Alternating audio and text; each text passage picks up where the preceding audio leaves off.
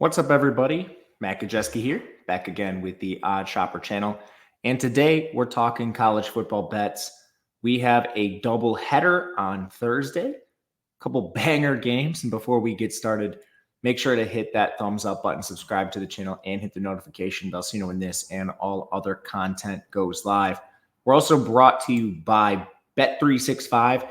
They have a deal for those of you in Kentucky, Ohio, New Jersey, Virginia, Iowa, Colorado, Louisiana, Indiana, Arizona, North Carolina, and Pennsylvania.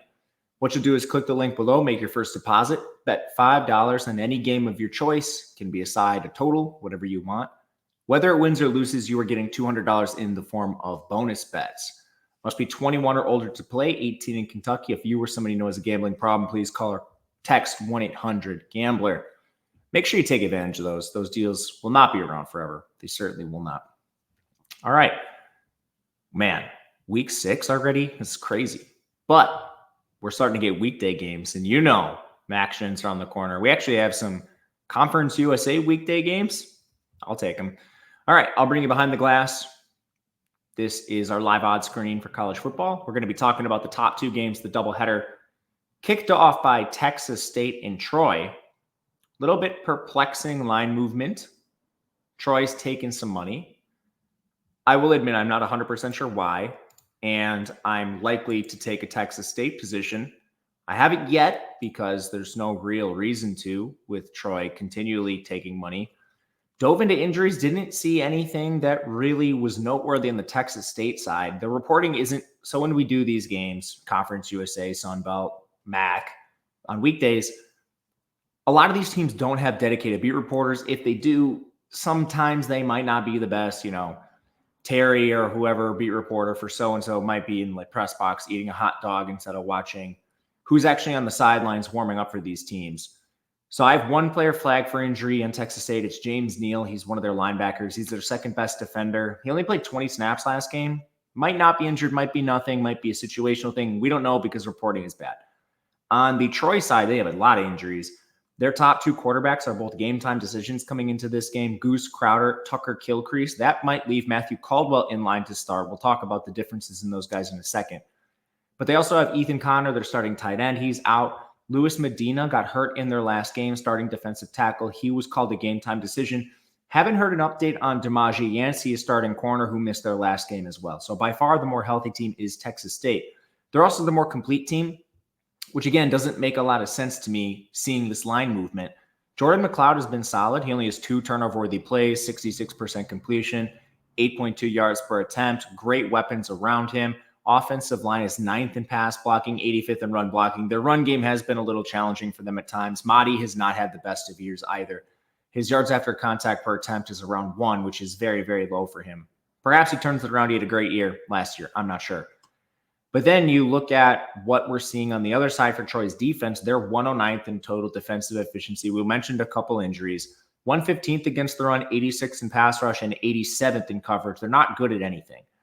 And they've also played some pretty bad quarterbacks. Basically, you just have Seth Hennigan. They did a decent job against him. He didn't need to do anything because both his running backs were at 7.4 yards per carry. But then he's faced Brendan Lewis, Cade McNamara from Iowa, and Louisiana Monroe bench General Booty in their game. So even, mid-80s pass defense, I'm not really sure I'm buying that. And now you have to face Jordan McLeod. Good luck. On the other side, we just mentioned 3 quarterbacks have played for Troy. We don't know who is going to start this game. Caldwell's the only one who's not hurt. He would be the worst. He's the only one who can't run. He has negative 18 rushing yards this year. He has the worst efficiency metrics of the 3.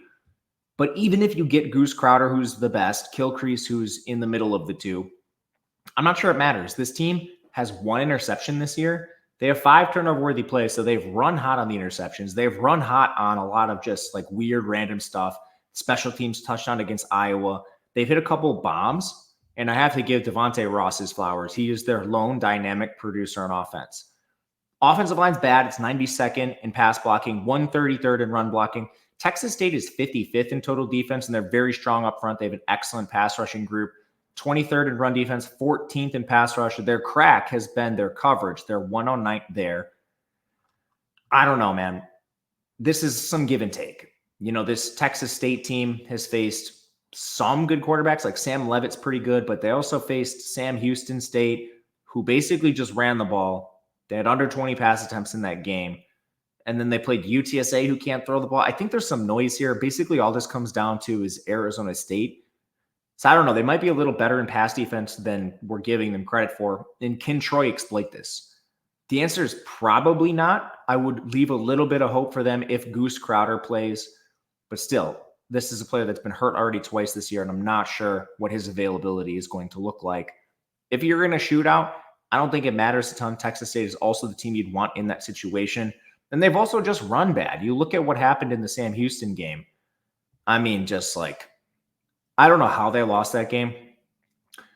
They fumbled a punt, which led to a 29-yard touchdown drive for Sam Houston State. They had a turnover on down, 4th and 1 at the Sam Houston 37. They had another turnover on down, a 4th and 1 at their own 24.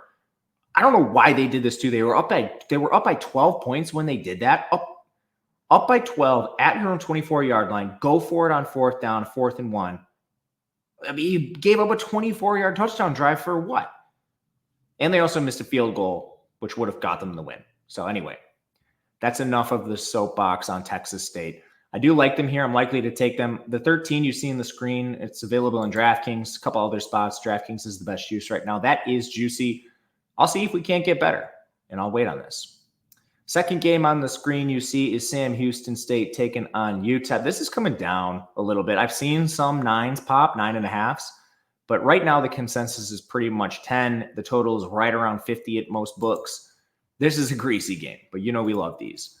So what have these teams done so far? Sam Houston State actually just beat our very own Texas State in the game we mentioned where Texas State handed them the game on a silver platter. And on the other side, UTEP has been a disaster. They have a new head coach. He came from FCS. He brought everyone with him. Those players largely have not been able to make the jump, so it has not been pretty. On Sam Houston, I still have a lot of questions, and I think this team has run hot considering their offense. Their quarterback, Hunter Watson's already been benched once. He has 2 big-time throws, 10 turnover-worthy plays. His arm is a liability. The redeeming factor he has is he's amazing on the ground. Over 20 rush attempts in their last game, averaging 4.8 yards per carry. He's not going to be blocked for very well. The O-line is 108th in pass blocking, 123rd in run blocking.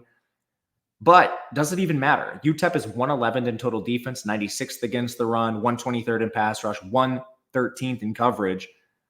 And they haven't faced, it's been like an up and down quarterback slate they faced. They played Dylan Raiola, they played Caden Salter from Liberty, and they did a decent job against Braden Fowler Nicolosi, but they didn't need to do anything because Avery Morrow ran for 7.4 yards per carry. It's a little bit of a pick your poison, but you know, on the positive end, you can kind of do what you want to UTEP's defense. So I don't know. They're also not dealing with any significant defensive injuries. The players that are out for that team are on offense. So yeah, I think Sam Houston can probably move the ball. Only issue is they play slow and their quarterback's bad. So what happens if UTEP does have success stacking the box? I'm not sure. 2 volatile teams. On the other side, UTEP benched their quarterback, Skylar Locklear. They moved to Cade McConnell, who's been worse, albeit on a very, very small sample. So we'll see. Perhaps he is still better than Locklear. I don't think they're working with a better option either way. Their O-line's better than Sam Houston so far. They're 59th in pass blocking, 121st in run blocking. And again, this team is mostly FCS transfers. The problem is Sam Houston has stood up well on defense. They're 66th overall, 110th against the run. More on that in a second. 24th in pass rush and 46th in coverage. What does UTEP do? They run an air raid. So 110th against the run doesn't even matter here when you're going to be throwing into the strength of Sam Houston's back end. UTEP has a 60.3% pass rate. So again, just a horrible stylistic matchup for UTEP really across the board. They're 111th run defense. Their offense throws into the strength of Sam Houston. Can I lay this number? The answer is probably no. My number is actually like UTEP just a little bit, and that's kind of, I think, based on level of competition. Raiola, Salter, Colorado State, that's a decent crop of teams. But at the end of the day, UTEP also lost to Southern Utah by 3 points. Like, I just can't right now play this team with any sort of confidence. So this one will be a full stay away. We'll stick to Texas State, and that'll do it. Recording the Friday video right after this, we'll do best bets for Saturday. But if you want all the games, myself and Ben Raza do it on Betting You on this very channel. in depth. We take requests for our second episode too. So if there's something you want to hear about, let us know in the comments or reach out to me on Twitter. I'm at Matt_Gajewski. Until next time, we'll catch you guys later and good luck.